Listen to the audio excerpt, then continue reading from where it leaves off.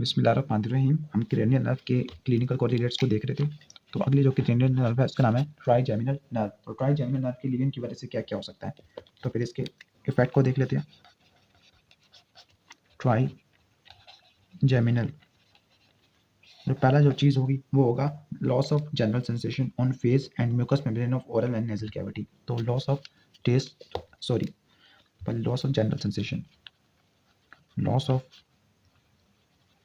General sensation specifically face और oral cavity से, oral cavity और नेजल कैविटी के म्यूकस मेम्ब्रेन से, इनके म्यूकोजा से। दूसरी चीज़ हमें क्या क्या देखने को मिल सकती है, दूसरी चीज़ होगी loss of corneal reflex, loss of corneal reflex. अब कॉर्नियल रिफ्लेक्स का जो एफरेंट लिम्ब है वो इसी ट्राइजेमिनल की वजह से बनता है, स्पेसिफिकली नेज़ोसिलियरी नर्व जो एफरेंट लिम्ब है इसी की वजह से बनता था। तीसरा होगा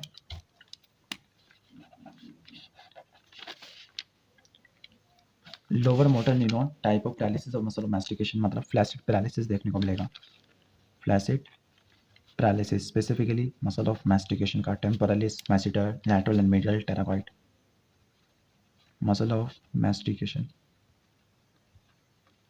इसके साथ जा की डेविएशन भी देखने को मिलेगी, स्पेसिफिकली वीक साइड की तरफ या पैरालाइज साइड की तरफ, क्योंकि अनअपोज कॉन्ट्रैक्शन होती है लैटरल टेराकॉइड की, जिस तरह टंग के अंदर हमें देखने को मिलता है। लेकिन टंग में तो बल्कि टंग में भी पैरालाइज साइड की तरफ होती है। तो जो इप्सिलैटरल सेम साइड पर लिगन वाली इप्सिलैटरल, में इसको जूम कर लूँ थोड़ा सा, ज़्यादा जूम हो गया। चलो, इप्सिलैटरल डेविएशन ऑफ जा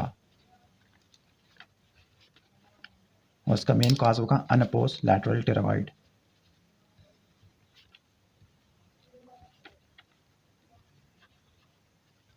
अब लास्ट रह गया, लास्ट को भी अब किसी तरह यहाँ पे फिट कर लेते हैं।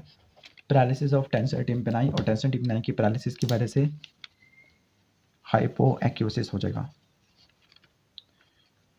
स्टेपिडियस की वजह से हाइपर और इसकी वजह से हाइपो, टेंसर टिम्पेनाई हाइपोएक्यूसिस, यानी partial deafness to low pitch sound, hypoacusis partial deafness to low pitch sound.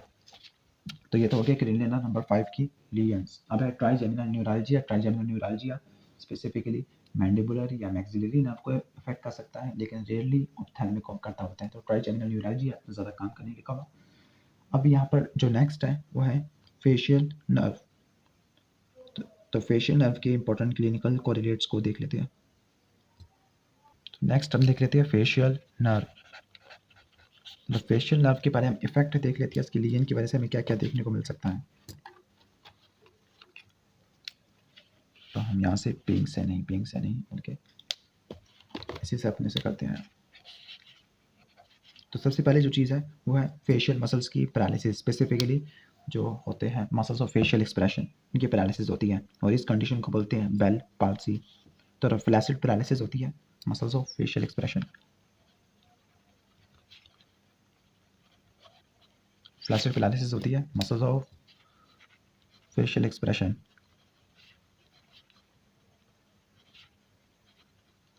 इस कंडीशन को बोलते हैं बेल पाल्सी, बेल पाल्सी। दूसरी चीज़ हमें देखने को मिलती है, उसको बोलते हैं लॉस ऑफ कॉर्नियल या blink reflex, loss of corneal और ब्लिंक रिफ्लेक्स। अब जो कॉर्नियल या ब्लिंक रिफ्लेक्स की लॉस इस वजह से हुआ क्योंकि इफरेंट लिम्ब होती है, और जब कॉर्नियल रिफ्लेक्स डेफिशिएंट हो जाएगा या नहीं होगा तो कॉर्नियल अल्सरेशन देखने को मिलेगी। इसके बाद नेक्स्ट होगा test of loss of taste sensation, जिसको बोलते हैं एगोजिया। एगोजिया होगा क्योंकि कॉर्नर टिम्पैनिक नर्व डैमेज होगी, specifically anterior two third of tongue, वहाँ से टेस्ट कैरी नहीं होगा।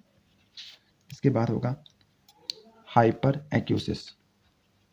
हाइपर एक्यूसिस का मतलब इंक्रीज सेंसिटिविटी या फिर increase acuity of sound, increase acuity of sound, और इस वजह से होगी क्योंकि स्टेपिडियस मसल की पैरालिसिस हो गया, स्टेपिडियस के पैरालिसिस की वजह से हमें देखने को मिलती है। तो 4 चीज़ें हमने देख ली ग्रॉसली फेशियल नर्व के डैमेज होने की वजह से। और इसके साथ हम ये भी कह सकते हैं कि जो लैक्रिमेशन है वो भी डेफिशिएंट हो जाएगी। तो डेफिशिएंट लैक्रिमेशन क्योंकि ग्रेटर पेट्रोसल नर्व डैमेज होगी। ग्रेटर पेट्रोसल नर्व ठीक हो गया। अब इसके बाद हम देख लेते हैं कुछ इंपॉर्टेंट फिनोमिना को। एक है central facial palsy. Central facial palsy का मतलब क्या होता है? जो फेशियल नर्व होती है, फेशियल नर्व के बारे में एक इंटरेस्टिंग चीज़ ये होती है कि जो फेशियल नर्व है यानी फेशियल न्यूक्लियस है वो सप्लाई करता है मसल ऑफ फेशियल एक्सप्रेशन को, लेकिन फेशियल न्यूक्लियस का वो वाला पार्ट जो कि अपर पार्ट ऑफ फेस को सप्लाई करता है ये कॉर्टिकल न्यूक्लियर फाइबर लेता है दोनों सेलुलर हेमिस्फीयर से, लेकिन जो लोअर पार्ट को करने वाला वो सिर्फ ऑपोजिट कॉन्ट्रोलैटरल हेमिस्फीयर से लेता है। तो यहाँ पर हम पहले लिख लेते हैं central Bell palsy. Central Bell palsy नाम से लग रहा है कि सेंटर के अंदर मसला होगा, तो इसको हम बोलते हैं सुप्रा न्यूक्लियर पाल्सी, मतलब अपर मोटर न्यूरॉन लिए देखने को मिलती है।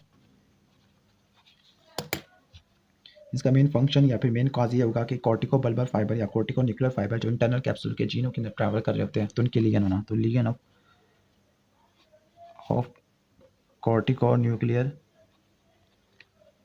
Fibres in genu of internal capsule, जिसकी वजह से हमें कॉन्ट्रोलैटरल साइड के ऊपर फेशियल वीकनेस देखने को मिलती है बिलो द ऑर्बिट।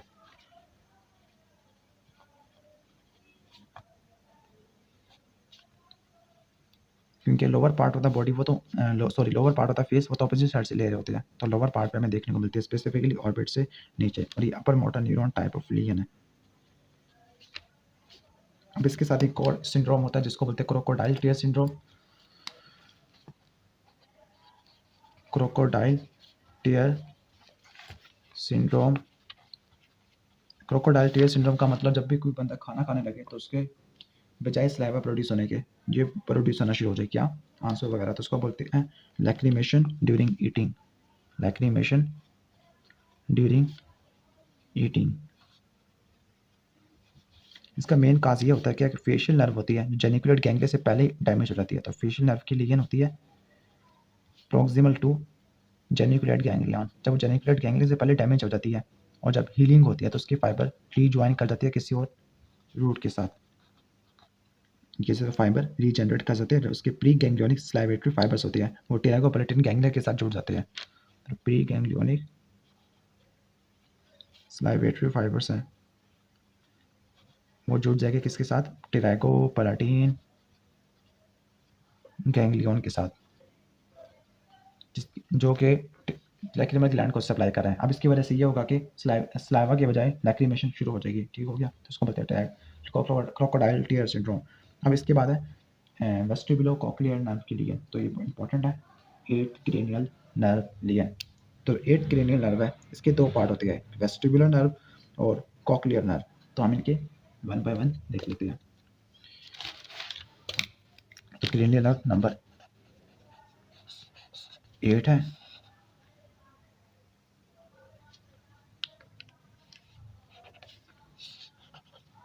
तो पहला होगा वेस्टिबुलर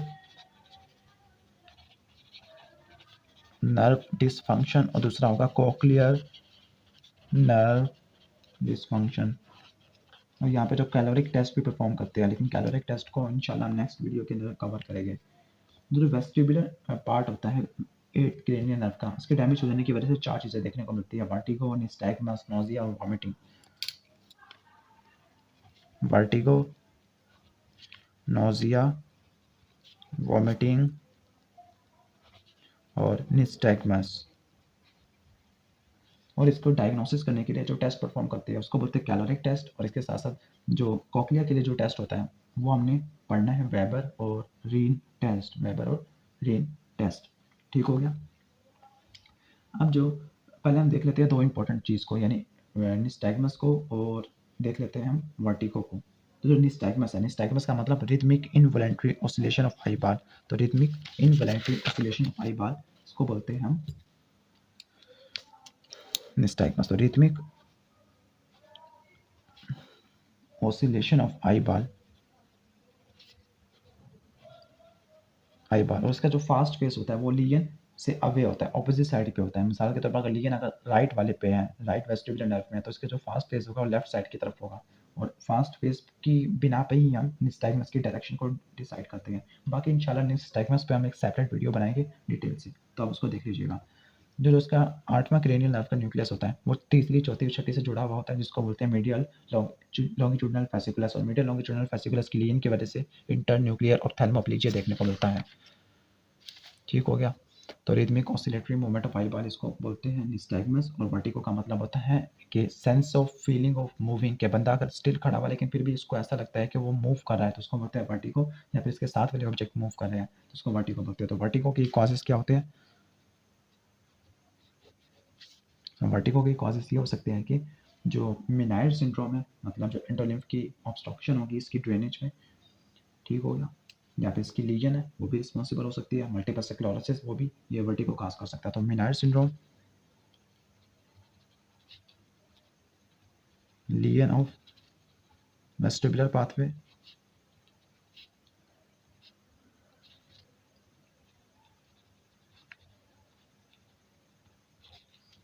इसके बाद जो सेरिबेलम और मल्टीपल स्क्लेरोसिस की वजह से भी हो सकता है,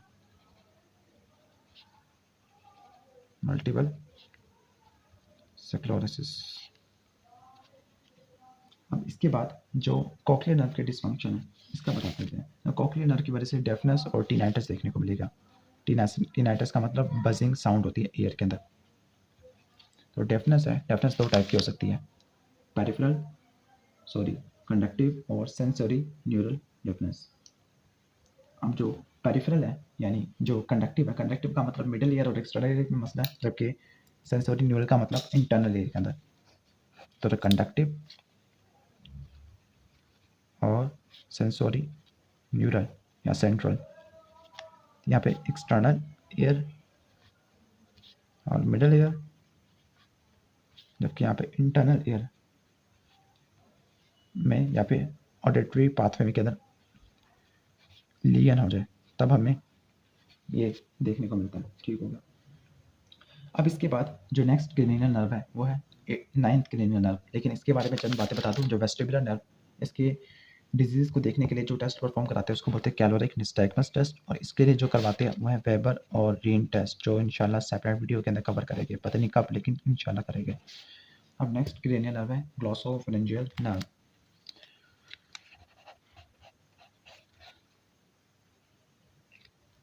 अब जो ग्लॉसोफेरेंजियल नर्व, इसके लियन की वजह से क्या क्या देखने को मिलता है, तो ग्रॉसली हम देख लेते हैं। ग्लॉसोफेरेंजियल नर्व और इसके एक न्यूरालजिया भी होता है जिसको बोलते हैं ग्लॉसोफेरेंजियल न्यूरालजिया। तो इसमें न्यूरालजिया भी होता है, फेशियल न्यूरालजिया और ग्लॉसोफेरेंजियल न्यूरालजिया, यानी ट्राइजेमिनल न्यूरालजिया और ग्लॉसोफेरेंजियल न्यूरालजिया। अब इसकी वजह से ग्रॉसली इफेक्ट क्या क्या देखने को मिल सकते हैं, तो जो loss of gag reflex, gag reflex को हम फेरेंजियल रिफ्लेक्स भी बोलते हैं। अब ये गैग रिफ्लेक्स का एफरेंट लिम्ब भी होता है और इफरेंट लिम्ब भी होता है, लेकिन स्पेसिफिकली हम एफरेंट की बात कर लेते हैं। इसके साथ जो कैरोटिड साइनस रिफ्लेक्स है बैरो रिसेप्टर वाला, वो भी खत्म हो जाएगा क्योंकि इसकी भी एफरेंट नर्व होती है। तो इंटरप्शन ऑफ हेयरिंग नर्व या साइनस नर्व, एफरेंट साइनस या हेयरिंग नर्व, इसकी वजह से भी खत्म हो सकता है। और लास्ट में हम कह सकते हैं loss of taste from posterior 1/3 of tongue या एकूजिया, लेकिन एकूजिया पोस्टीरियर 1/3 ऑफ टंग से देखने को मिलेगा।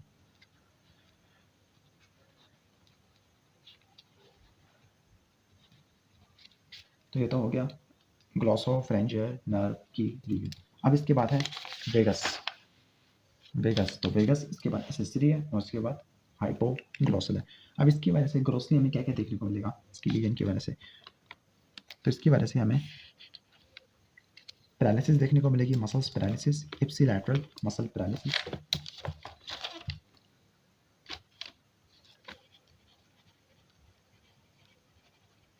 Muscle paralysis. दूसरी तरफ हमें जो गैग रिफ्लेक्स है वो भी नहीं देखने को मिलेगा। गैग रिफ्लेक्स को यहाँ पर उसने पैलेटल रिफ्लेक्स भी बताया हुआ है। तो लॉस ऑफ गैग रिफ्लेक्स। आगे जो फेरिंग्स और लैरिंग्स का एनेस्थीसिया होगा, क्योंकि इनकी सेंसरी सप्लाई भी वेगस से आती है फेरेंजियल प्लेक्सस के थ्रू। फेरिंग्स एंड लैरिंग्स, तो ये 3 चीज़ें आपको देखने को मिलती है वेगस की वजह से। अब इप्सिलैटरल मसल पैरालिसिस किन किन की देखने को मिलती है? तो सॉफ्ट पैलेट की देखने को मिलती है,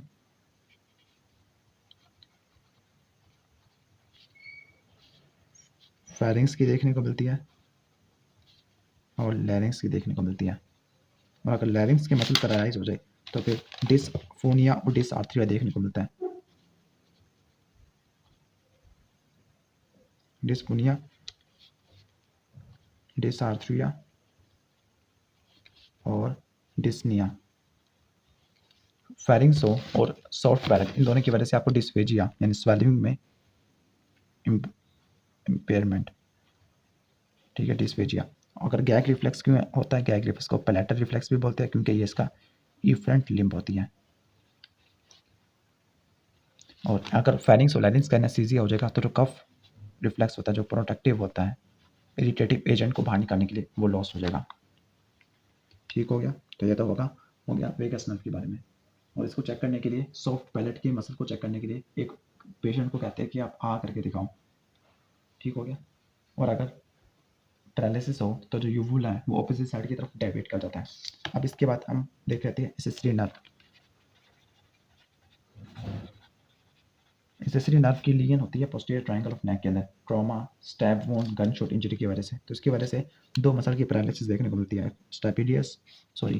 स्टर्नोक्लेडोमास्टॉइड और ट्रैपेजियस।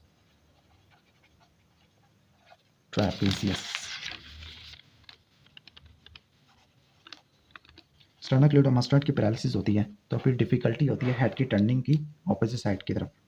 तो difficulty in turning of head to the opposite side, difficulty in head turning to opposite side.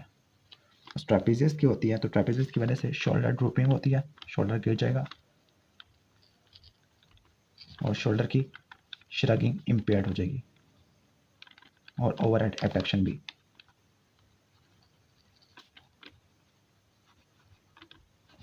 अब लास्ट वाली जो नर्वस कर्व बोलते हैं हाइपोग्लोसल नर्व, जल्दी से इसको खत्म करते हैं।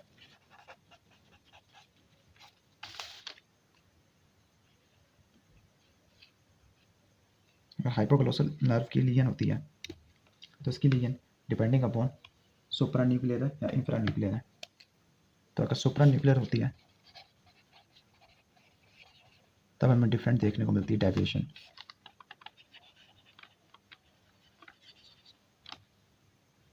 तो जो सुप्रा न्यूक्लियर को हम upper motor neuron type of legion और इसको lower motor neuron type of legion. अब असल में होता ये है कि जो हाइपोग्लोसल न्यूक्लियस का वो वाला पार्ट जिसने जीनियोग्लोसिस को सप्लाई करना है तो उसकी बायलैटरल यानी होती है, कोर्टिको न्यूक्लियर फाइबर लेता होता है। ठीक हो गया? तो बायलैटरल, तो इसकी वजह से हमें डिफरेंट चेंजेस देखने को मिलती है। मतलब अगर सुप्रा न्यूक्लियर लीजन देखने को मिलती है तो टंग की डेविएशन होती है कॉन्ट्रालैटरल साइड के ऊपर, कॉन्ट्रालैटरल साइड के ऊपर डेविएशन होती है, डेविएशन। और जबकि infra nuclear lower motor neuron है तो हमें इप्सिलैटरल डेविएशन देखने को मिलती है, क्योंकि जो जीनियोग्लोसिस होती है वो कॉन्ट्रोलैटरल साइड की तरफ मूव करवाती है जब टंग की प्रोट्रूजन होती है। तो फिर कॉन्ट्रोलैटरल डेविएशन या फिर इप्सिलैटरल डेविएशन बताएगी कि कौन से लीजन है। और ये कब देखने को मिलेगा? टंग की जब हम प्रोट्रूजन करते हैं। ठीक हो गया? और hemi paralysis of muscle of tongue, की मसल्स की पैरालिसिस हो जाएगी। तो ये था हाइपोग्लोसल नर्व और सारी क्रेनियल नर्व का बेसिक ओवरव्यू। तो अगर वीडियो पसंद आई तो उसको लाइक कीजिएगा और चैनल को जरूर सब्सक्राइब कर लीजिएगा। Thanks for watching this video. Allah हाफिज़।